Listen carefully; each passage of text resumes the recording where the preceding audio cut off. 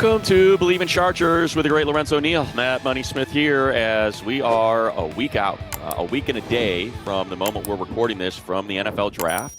Lo, I'd say not a lot has changed, but a lot has changed depending on, what you're looking at, the consensus boards, players that you feel like are jumping, players that you feel like are sliding. We're going to get a conversation with Joe Hortiz a week from today as well. We're going to get a conversation with Joe Hortiz tomorrow. So next week, we'll be able to react to his conversation at the Bolt. I'll head up there tomorrow for the 11 o'clock presser. But getting exciting. I know you've been paying close attention, and it certainly feels like the camera's coming into focus, and it's also getting incredibly blurry at the same time.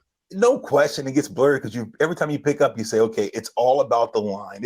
And that's about the grinders. Think about it. Harbaugh, he wants those meat eaters. He wants those grinders, whether it's offense or defense. And that's all you're hearing about mostly with the Chargers. Is it an edge rusher? They even talking about offensive line. For sure, they're talking about the depth on the offensive line. Looking at the kid edge rusher from Clemson. What you say is Pator? How do you?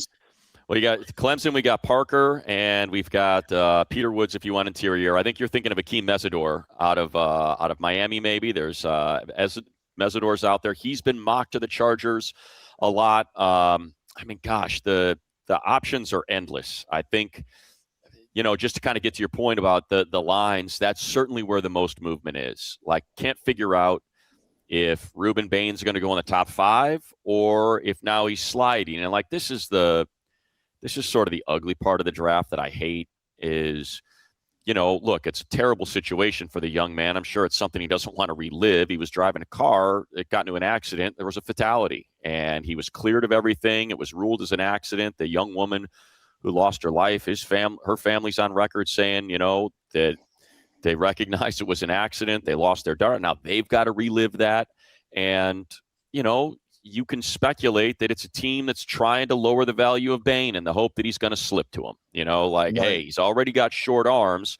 Now we're going to drop this, that he was driving a car at 3 a.m. that, ended up having a fatality in it. Let's see if we can get him to slide to us. And it's just stuff like that can really bother, Yeah, it's the business that we're in. It gets ugly, man. And that just, to me, encapsulates the draft perfectly, that story that's 2 years old is coming out today. Yeah, it's interesting, like you say, when you hear something like that and you bring up, and especially with these kids, these are young, they're young men, but they're friggin' kids. They're still wet behind the ears. They're super athletic and they can do a lot of amazing things. But when a team's, when you see these scouting reports and they put that out, has nothing to do with the on-field, and you just like, God, unfortunately that happens. But when you look at money, you talk about the different things that the Chargers may be going after. How serious is when you look at Alabama offensive tackle? Is he the truth? Is Kaden Proctor? Yeah, you hear, maybe it's the Chargers looking at him. I saw some even some things on him that the Chargers may have shown interest. Yeah, Proctor's a tough one for me. Like, just now that I've had a chance to watch quite a few of these linemen, there's, and look, in the next week is when things are really going to shift, because that's when the information's going to start leaking. And I think you're going to get some medicals because teams are doing their top 30. If they have any medical questions when they went to the combine, if there were any flags, those guys are getting flown in for top 30 visits because they want their doctors to start pulling and twisting and grabbing and doing all that to figure out, when you're investing a first round pick, that's kind of what they're doing in a lot of these cases. So you're going to start hearing about some medicals. And then I think on top of that, you're going to start hearing about some of these character things. And so that's going to shift the board, right? That's going to move the board. Think about Laramie Tunsil and the gas mask and the smoking weed and all that, and he was the best. He's been one of the best left tackles that's come in the league in the last 10 years. And yet that caused him to slide to the Dolphins, I think at 12 or something like that. So that sort of stuff happens. But like to your point about Proctor, so after watching everything, like, Proctor's been a tackle, right? But he's big. A lot of people think he can play guard as well. I don't know if he fits Mike McDaniel. I think if it was Greg Roman still here, it's Jim Harbaugh, it's God's play, we're running power and we're running gap and we're running dual and all that, then okay, I guess I can see it. But I'll be honest, like, of all the guys, and I hate doing this because I'm not a talent evaluator. I just, I watch a lot of this stuff, and just things that I like, and things that I don't. Right. I'm not crazy about him. He's not necessarily, like, he just doesn't. When I've watched Alabama offensive linemen in the past, there's a couple they're like, damn, look at that dude. You know, Right. like J.C. Latham, when the decision Right. was between Latham and Alt, it's this massive guy that is just wrecking shop on that edge. And you don't quite see that from Proctor. Like, that dude is huge. I want to see guys get punished, right? Yeah, and moved. right, And that's just right. not there. Now, I'll say this, like, in terms of the offensive line and whether or not, I don't think 22 is where you would pick him, but it, you know, if you think he's going to be great, just take the guy. Who cares about positional value? I love Chase Bisontis, man. This kid out of Texas A&M, he is nasty. I mean, he's your kind of guy, Lo. He, every single snap, he is finding a body and he is putting it on him. Super athletic. So, like, that's of all the guards, and I'm just operating under the assumption that Ioane's gone. I don't think there's any chance the Penn State guard. He's special, man. He is special. You know, is he Quenton Nelson, Zach Martin? I don't know, but he's one of those guards where there's just, you don't see anything wrong. There's nothing wrong. He's a plug and play Sunday. He's ready to go. You've seen enough of him. Do you say, okay, like, hey, this? Not only do I think he's plug and play, Low, I think he's plug and play Pro Bowl. I think he's all, like, I think that's how ready he is. That's how good he doesn't lose any reps. He loses 0 reps. You want him to hold and anchor and pass pro. Once his hands are on you, it's over. You want him on the move. He's cleaning out dudes. Hey, wear that, linebacker. I see you, safety. Here I come. Like, he's that kind of guy. And I just, with kind of the way the draft is shaken out, I just don't see any chance that a team passes on him, because there's just too many question marks with a lot of these guys in the first round. And I don't know if there's another player in the first round that has that clean of a resume where you would say, okay, what are the question marks? I think for that guy, there's just none. So, and, you know, players like that, they don't come around. They don't fall off trees. Yeah. When you're talking about an offense, especially talking about guard, you think about, when have you seen a rookie center, Pro Bowl? When you say that's a high acclimate, especially for interior, for offensive linemen. Yeah. Yes, I had Willie Rofe and played with some, some freaks that made, but as an offensive line, because that is where the men are in those trenches. So you're talking about an offensive guard that's playing at such a high level. Do you think can even be a perennial and be an all-pro in year number 1? That speaks very, very high about anybody. Yeah, and Lo, it's not, it's not that big of an outlier. It happened for Quenton Nelson, right? He was a top 10 pick. I think I'm trying to. Yeah, Slater was an All-Pro. He was a second-team All-Pro as a left tackle his rookie year. So, and I think that's the difference. In Slater, you're talking about impeccable technique, and that's sort of like, you can be an athlete, you can be heavy-handed, you can be a mauler, but it's when you get the guys that have that perfect technique, those are the separators, and so I think, like David Castro when he went to Pittsburgh, I don't think he was a pro. I think he was a Pro Bowler. I don't think he was an All-Pro his first year, but that's what Ioane looks like to me. But to Bisontis, man, like, he's a perfect fit. Him and Keelen Rutledge from Georgia Tech. I like Bisontis a little bit more. I know a lot of people are really starting to scream about Rutledge, and he's climbing up these boards. I thought he might be there for the Chargers at 55, but I don't think there's any. That was kind of the guy that I had circled for 55. It's like, all right, I get it. Maybe you don't want to take guard at 22, but 55, Rutledge would be the guy. I don't think that's happening now. I think he's going to go sooner than that. I think Bisontis could probably creep into the first round. And so to me, it's like, if you trade back to 30 with the Dolphins, or you trade back to 25 with the Bears, you trade back to whatever here, I'm looking at the first round order. If it's Miami that comes up from 30, if it's the Texans that come up from 28 for one of those D linemen or something, and you're comfortable taking them there, just take him at 22. Just freaking take the guy at 20. I get it, but, and that's where I think to me, that's where the whole media that now covers the draft comes into play, because general managers don't want to wake up on Friday morning after Thursday with a C- for a grade on a player that's never played a snap of NFL football yet, and say, oh, he didn't get good value. He could have drafted Bisontis he could have traded back with Arizona at 34 and still doesn't matter if you're trying to win the Super Bowl. You want a player that fits right now, that you feel like. And so to me, that's kind of just from the offensive line, since you brought it up, the offensive lineman, like, who could realistically be there I think that I don't think that Fano's going to be there, even with the short arms. He's just too good. His feet are too good. He's going to get picked before him. That's one of those tackles that you could see. Right. You know, I think Fano and Proctor are the ones. And that's the other thing too, Lo. Like, why draft a tackle that you're going to kick inside the guard? I get that there's the versatility. If you need him, if someone gets hurt, you can now kick him back out the tackle. That part I understand. But if you're operating under the assumption that my guys are going to stay healthy and my medical staff and my training staff and my conditioning staff are doing their job and my guy's not going to get hurt, why do I want to convert a tackle to a guard when I can just draft a kick-ass guard? I'm just going to draft the guard. You're spot on. And with that money, I want to digress just for a second to get your thoughts now. Is that Zion move, letting Zion walk out of the building, does it hurt a little bit more now? Because when you're looking at, hey, this team may go draft and go get someone, an unproven commodity to replace that position, and you looked at your offensive line, what you did in free agency, you went out and got a center. Now you're solid at right. Both your tackles are going to be great, and you had Zion. How much is that now? Say, man, was $1 million or $2 million to let this guy walk to now we may not get that edge rusher we need, or that other corner. Hey, we need another corner.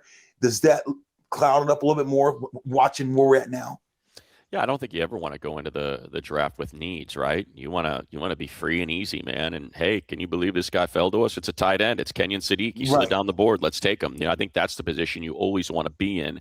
And I think that's why it's so, and I've encouraged a lot of Charger fans that have, you know, reached out through social media and they're upset, or they're in the comments section of the YouTube videos we're posting. They're all freaking angry.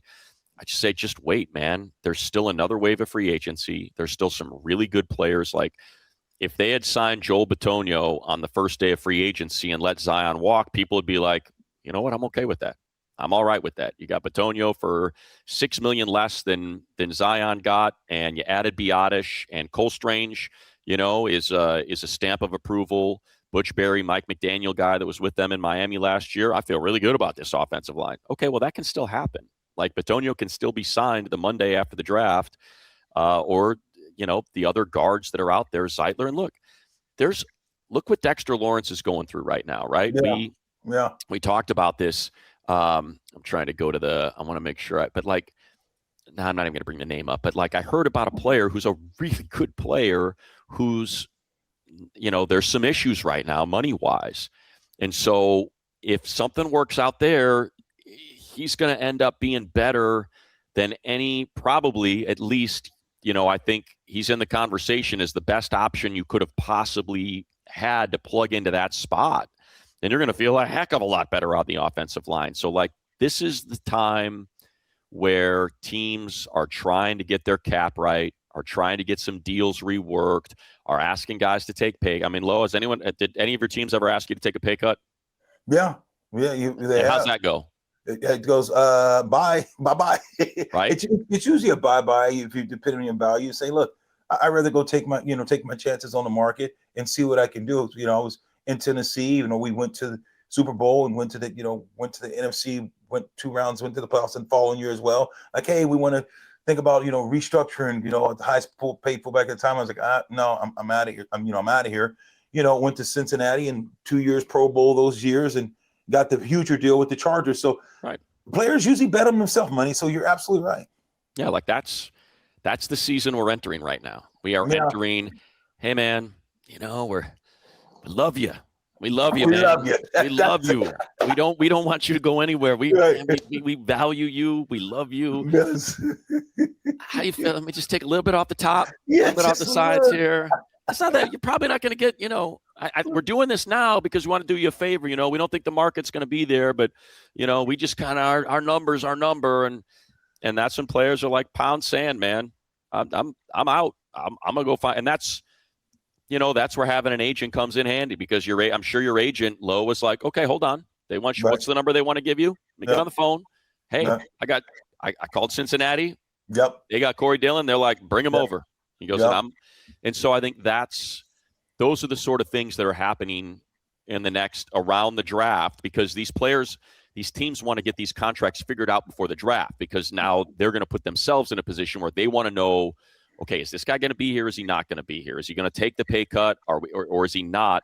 Like that stuff's happening right now because they want to make sure they know what their needs are going to be here in the draft. And then, of course, it happens after as well. It's like, you know what? We didn't think this guy was going to fall to us. He did. Now we're going to come and ask you to take a pay cut. You're not going to want to. You're going to hit the market. Chargers got $49 million to spend. Bang. So it's a long, circuitous path here. Thanks to our friends at FanDuel for helping us put this thing together to get to the answer that you asked. And that is, you know, was it a mistake letting Zion go? And I think at this point, the answer is don't know. Right. You know, I think don't know. Don't know. Is it a mistake if you go into the season with Trevor Penning, Cole Strange at your guards and you don't have any depth behind them that you feel super comfortable about? Yeah, that's a problem. But if you end up, you know, working the board, and I put some scenarios together here for you before we started that I'll start running by you to kind of figure out, okay, Joe Hortiz, we've seen it, man. He likes to maneuver. He likes to get up and down the board now. He's going to move up. He's going to move back. He's done it in both seasons. You know, with Ladd last year, with Oronde Gadsden the year before, when he had all of those extra picks, when he had 9 and 10 picks, and he's like, let's package a couple of these and go get our guys. And whew, did he ever, man, with Ladd McConkey and Oronde Gadsden trading up for both those guys. Now this year, we're going to see whether or not he's going to be able to do it the opposite way and find teams and try to extract value with some extra picks and maybe shooting down. And instead of having 5 picks, try to build that chest, that war chest up to, you know, 6, 7, maybe even 8 picks, depending on what kind of deal you can put together. Just looking at FanDuel right now. Did you know you can, you know, take a look at the draft? Obviously, the number 1 overall pick feels like it's set. It's Fernando Mendoza, minus 20,000. So that's a no-brainer there. But after that, man, it gets super interesting. David Bailey, the edge, former Stanford guy, you know, out of Texas Tech, is the favorite, followed by Arvell Reese. Sonny Styles in there after that. Third pick, even more. It's all plus 155 Arvell Reese, plus 290 Bailey. And this is Arizona. And then after that, plus 410 Francis Mauanoa. And, you know, that's a perfect example of a tackle that I would be all right. If you were like, hey, he's a tackle, but we're going to kick him inside. He looks like he would be a devastating guard. He could really do some damage. So, like, there's certain tackles that you look at that you can just see. Body size, thickness. Just kind of the nastiness they play with. I mean, that's sort of, you can help me out here, Lo. Like, when I think of guards, I just think of nasty. I want someone that's crazy strong and wants, you know, to use Marshawn Lynch, all about that action, boss. All about that action, boss. Absolutely. And those are the guys that you love. You know, going talking about just the Chargers days of yesterday year. We talk about the Chris Dillman, just squatty, tough. Yeah. Big hips. You want those guys with low center of gravity. You watch those guards. They've usually got the wider hips. They're stronger, more physical. You want those guys. They just play dirty. They want to come out. McCutcheon. Remember when you watch, you know, in Minnesota? I mean, that dude would just come out and just beat you up. You watch what, you look over in Indianapolis, what kind of guards. You got to have guys. They set the tone. Your guards on the good teams. They're usually pretty nasty. So without a doubt, I want nasty in there. Yeah, it's funny you mentioned that because there was a guy that I thought, you know, and I think my opinion was sort of shaped in talking to some other folks that I liked a lot. This guy Pregnon from Oregon, and there's some really good looking stuff from him, right?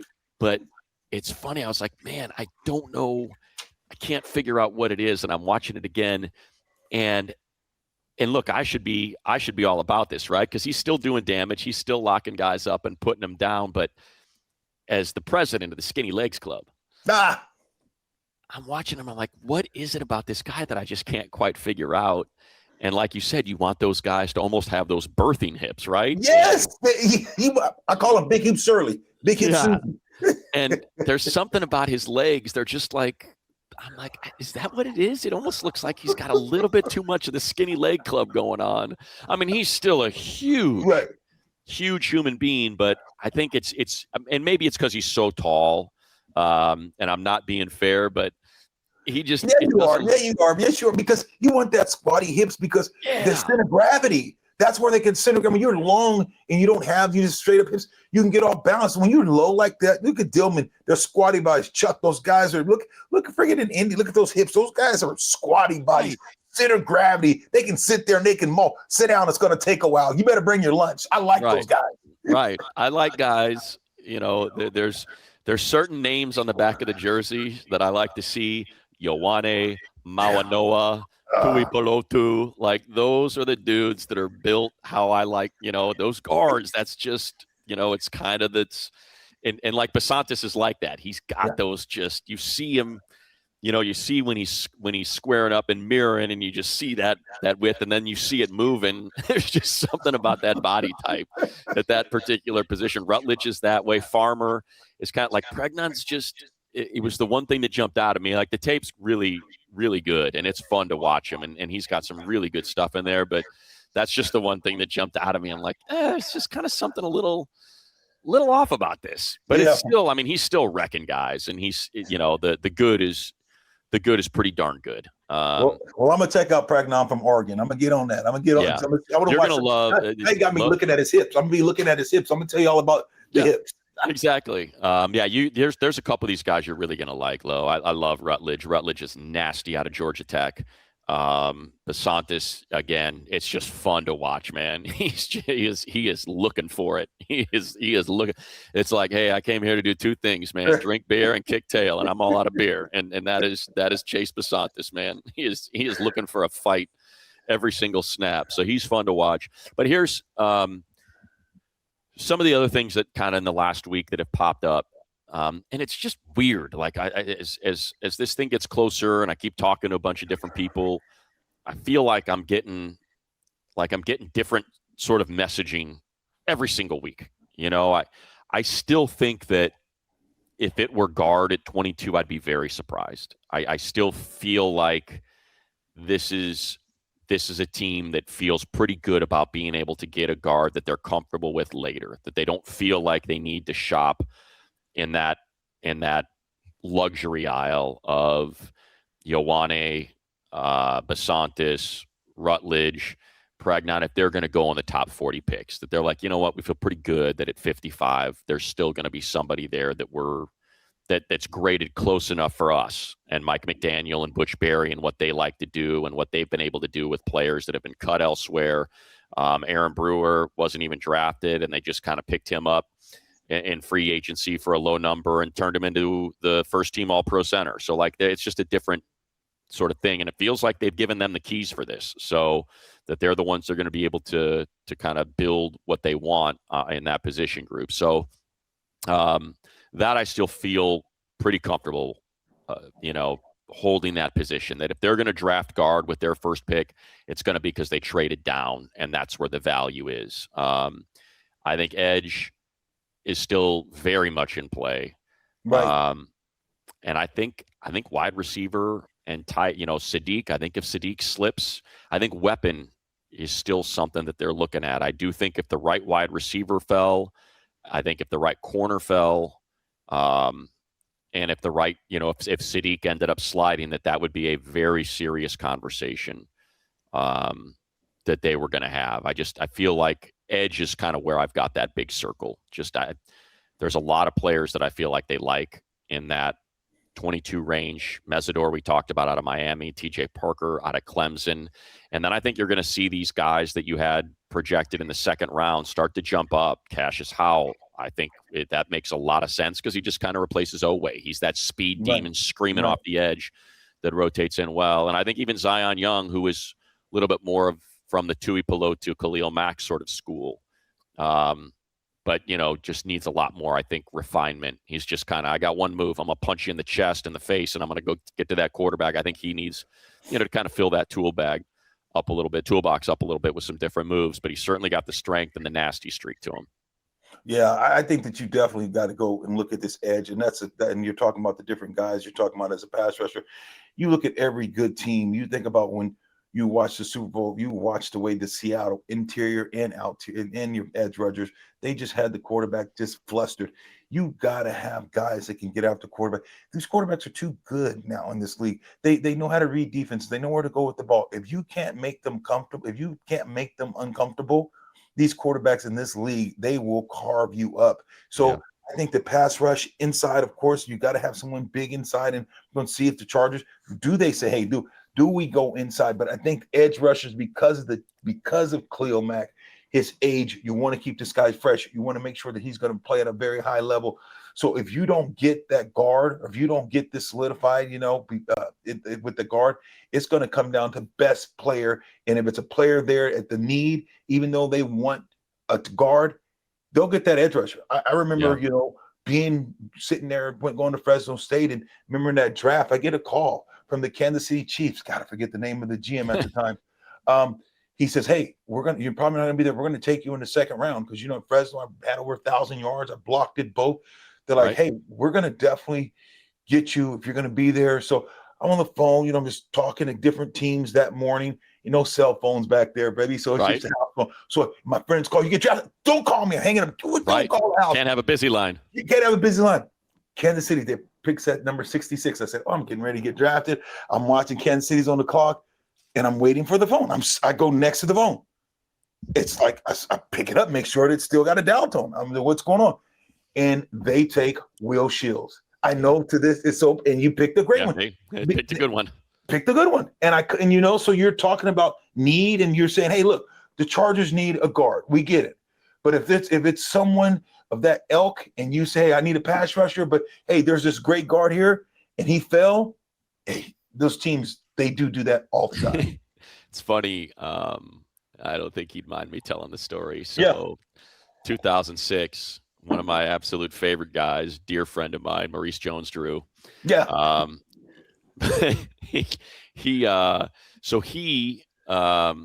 He wore, I'm trying to think, where is he? Let's see, where is he? Yeah. 32. He wore the number 32. Why? Because 32 teams passed on him because he thought he was a first round pick. So in 2006, he gets a call from Tony Dungy. And Tony, and again, I think he's told this story. I don't feel like this is a story he's only told me off the air. I feel like this is just because we used to do the combine together. So we were doing 8 hours of TV, just sitting around telling stories. So he tells the story that Tony Dungy calls and says, "Hey, we got pick number 30. We need a back. Yeah. You're our guy. You're our guy." And I said, "Well, I know how that story went, Lo." He goes, I said, "Maurice, I know how that story went." And he's like, "Yeah, still waiting for that call, Tony." Yeah. They took Joseph Adai. Yeah. And not that, look, they won a Super Bowl. Adai played well in the Super Bowl. But if they had drafted Maurice Jones-Drew instead of freaking Joseph Adai, you want to talk about maybe winning 2 Super Bowls or maybe winning 3 freaking Super Bowls with Peyton Manning. And it took him all the way to pick 60, man. Yeah. All the way to pick 60. You ended up having Adai, D'Angelo Williams, Lawrence Maroney, Reggie Bush. And we got to see it up close here in L.A. I remember, my radio partner, Petros, was saying it on the air. He's like, Maurice Jones-Drew's better back than Reggie Bush for the NFL. He's like, Reggie is fantastic. He's sensational and electric. But you want a full service back between the tackles, punt return, catching the ball. Maurice Jones-Drew's better. And he ended up going pick 60 to the Jacksonville Jaguars. And it's crazy. It's crazy how far you slide. That's why I went from doing the second round all the way to the 4th. Yeah. It's crazy. If that team that loves you, if they get off you, it's like, wow. I was like crazy. He went all the way. He went from being the first. He went from 30 to 60. From pick 30, that's what he thought his floor was. Like, hey, this guy just told me if you're there, I'm taking you. And he had to wait 30 more picks before he was selected again. Now, after Adai, there were no other running backs taken until he was taken by the Jags. And, it all works out. It was one of the more fun running back pairings we've seen in a long time with Fred Taylor and Maurice Jones-Drew, man. Talk about never letting up. Those 2 guys were deadly. Yeah. So here's what I put together, Lo. Some of the options that I think are more realistic than others. I put together 4 scenarios for trading down. I feel like a lot of teams want to trade down.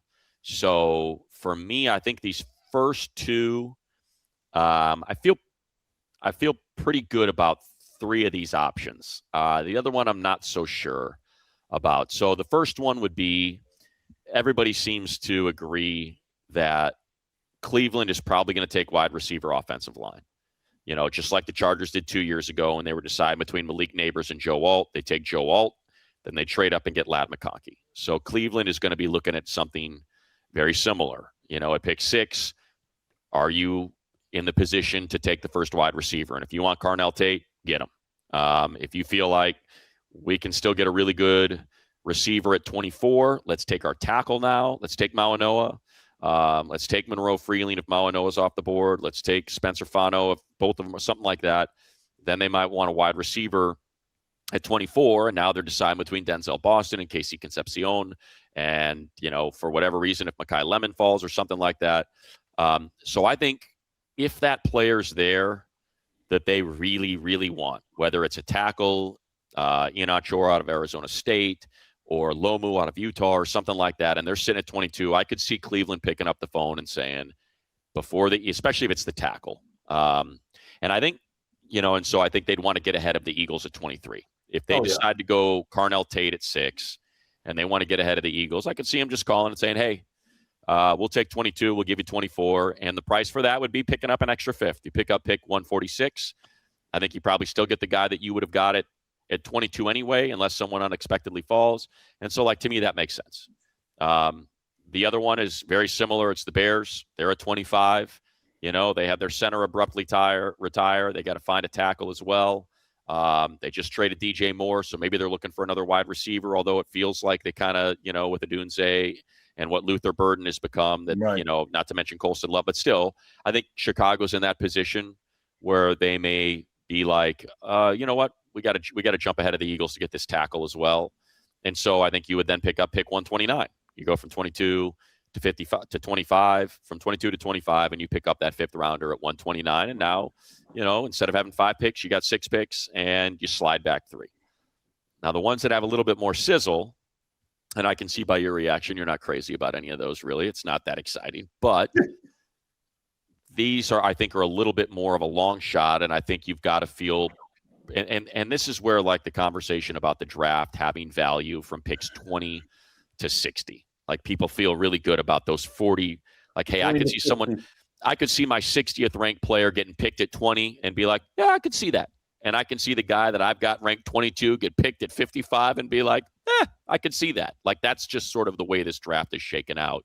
So Miami, sounds like Miami is in the business of, let's build this whole thing out for the draft, and let's see if Malik Willis can work out. And if not, we want in on that 2027 quarterback draft. But let's get our tackles. Let's get our wide receivers. Let's build this team. So they already have 2. So they already have 2 first-round picks.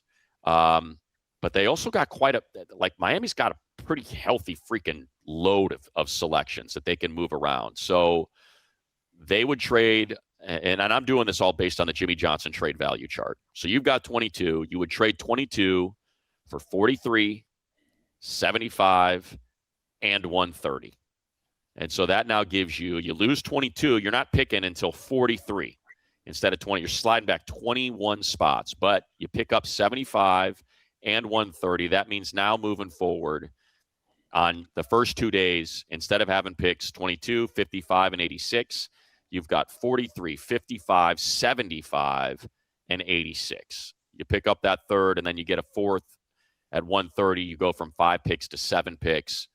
And that's one that I could see coming together. And then the one other is if Arizona decides they want Ty Simpson at quarterback and he slips and he's sitting there at 22 and they're worried that somebody else is going to try to trade back into the first round, they would send you 34. You'd go from 22 to 34. You would swap third rounders. So you would jump from 86 to 65. And then you would add their fourth at the top of the 4th round, 104. So then you would have 34, 55, 65, 104, 123. I like that. You like that? Yeah. That's I'm with you too. Yeah. When you do that, you're still in those, under 60, 65. And you 3 in the top 65. Yeah, 3 of the top 65. You can get some players in there. And like you said, some of those guys could be, in the 30s. They just slipped. So when you're looking at that type of, you talked about Maurice Jones-Drew. how he went from 30 to 60. Think of it, like you said, those value that 20, like you said, from 20 to 60. Yeah. That you can have a guy slide that far, and it's interesting. So I do that because it's the value. If you miss on 55, maybe you hit on 65. So I think that you give you more high-end players to choose. More bites at the apple. Yeah, exactly. Yeah, so I think like when I do it that way, what do I have here? Texans. Yeah, you know what? Texans are also someone that could jump up.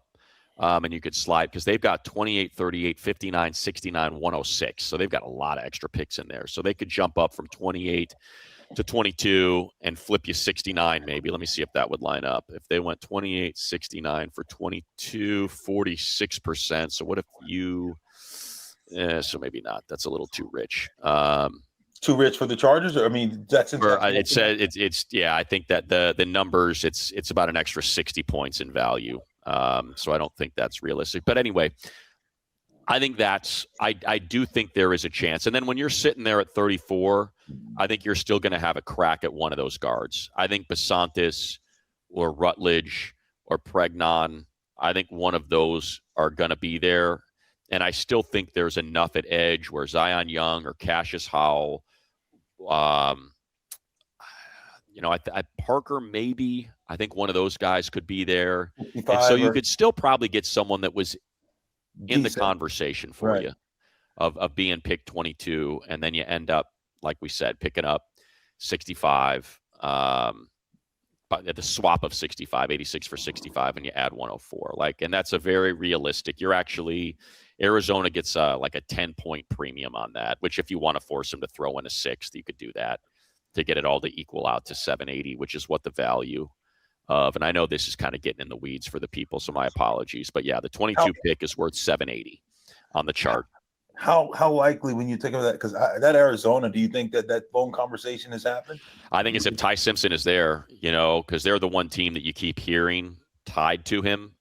So I think if they get kind of nervous that he wouldn't be there at 34, if he's really your guy, then you would go from 34 to 22. And like I said, it's not really asking them to give up too much. If they go 34 to 22, they're losing 20 spots in the third round, 86 for 65, and then they're giving you pick 104. And you could even ask them for their sixth, which is worth 17.8. Yeah, so you could pick up their sixth as well if you want, and that's for a quarterback. So that's what's that number? Their sixth. That would be pick number 183 because that's worth 17.8. And like I said, the deficit right now with that that package I put together was about 15 points. Gotcha. So you'd have 34, 55, 65, 104, you lose 130, right? No, you would just swap. You would swap 86. You would lose 86 because you would grab 65 from them. So you lose 22 and 86. Right. You pick up 34 and 65. You keep your own 55. You add their 104. Yep. You have your own 123. And then you would ask them for 183, or what else do they have? Do they have anything on the back end here? Or their seventh, which is worth 4.2. So that wouldn't even be worth it. So yeah, those are some of the options. I think those are the four that I think because I think Miami would want to get back, and I don't think they'd want to trade you 30. I think they're more apt to say, hey, let's get back into the first round for those 50-year options. If we're going to take edge or wide receiver or one of those premium positions that if you feel really good about a player, you want the 50-year option. So you could get them at that extra year at a bargain based on what edge and Myles Garrett and Danielle Hunter all making over 40 million. Micah Parsons making over 40 per year, and Jackson Smith and Jigba and Jamar Chase all making 40 million plus per year. That's where I could see them saying, hey, we want to move 43 to get back into the first round. And same thing with the quarterback. If you really like Ty Simpson, you want him in the first round because you want that 50-year option. So those are the two, I think, where you would trade back into the second round, and it would just be 100% dependent on, do they circle pick 22 to go get the quarterback? And that's where you can start extract. Like I said, if you do it with Miami, you would pick up their second, their third, and their fourth, 43, 75, 130. And then you would have 43, 55, 75, 86, on day two. You'd have four day two picks. You'd add 2 extra and end up with 7 and feel a little bit better about what you got going. Yeah, you would if you could pick up 2 extra picks. I think the Chargers, they just the way that Harbaugh moves and with Hortiz, the GM, it's about value. And they it's a lot of fans we blink and we're like, what are they doing? But they have a system in place and it's been tried and true. And even sometimes it fails. Majority of times it works, and that's why they stay with it. They know how to stay under the cap. You see when free agency happens or at the end of the trade deadline, they have some juice. They're able to move players. They're able to bring in players. So they do a great job. And that's what this team's not going to do. Everyone's like, oh, my God, they need to spend money. They're saving too much money. I think they keep that chest together because they know that's unfortunate. And the Chargers have had the worst injury bug, I think, in the league. I mean, especially at the crucial positions. The positions that are the high paid, the positions that the protector of the quarterback, the offensive tackle, it's been just a nightmare for this Charger team. So you have to go in this season saying, hey, look, I'm not planning on any injuries, but if we need to make some moves, we got to make sure we have some cap space. Yeah, and they do, and that's where, yesterday it was reported Giants and Dexter Lawrence at an impasse. So if you're in an impasse, I want good boy. Right? Oh. So to me, that's – and I don't know, when I put out the 22, everybody's like, that's way too much. And I'm like, okay, offer him 55. That's fine by me, but I'm comfortable sending 22. I am. Sorry. I'm good with that. Or you can try to, what if what is, let's see, what do the Giants have? Do they have, so the Giants have 37. So, you could also get a little creative and say, hey, send us Dexter. We'll swap 22 for 37, and we'll send you our second 55. So you can get creative. If 22 is too rich and nobody else is offering a first round, maybe you say, you give us 37, we'll give you 22, and we'll send you 55, and you send us Dexter Lawrence. And now I'm doing that tomorrow. Yeah. I'm doing that tomorrow. Like if fans, I don't know, fans, you guys better listen to money. That happens. You can give. You have to give up 22. That's what I mean. It up. I mean, you're talking about a guy that can change the game from the middle of the field, from playing at the nose guard position. He can change the game. Those guys are rarity. So if the Chargers can get them because of where the and I think people have to realize because where the Chargers are at, and the window is open. The window for winning is now. So you have to put everything and say, I'm pushing my chips to the middle of the table because it's about winning right now for the Chargers. Yeah. And I think the other thing, too, is, with them trading for Dontavian Wicks, I mean, it certainly looks like the Eagles are gonna move A.J. Brown, that they're just going to wait till June 1st for, that number to not be to half, basically. The number against their dead cap is going to half. So they're going to move him or cut him. I just don't think he's going to be on the team. It's just like they're definitely going to move him. I mean, because teams are going to, the rumor was that the Patriots offered him their one and they turned it down. They said it wasn't enough. So and that way you still keep all your draft capital this year and you end up getting an all pro level receiver. But you're going to have to pay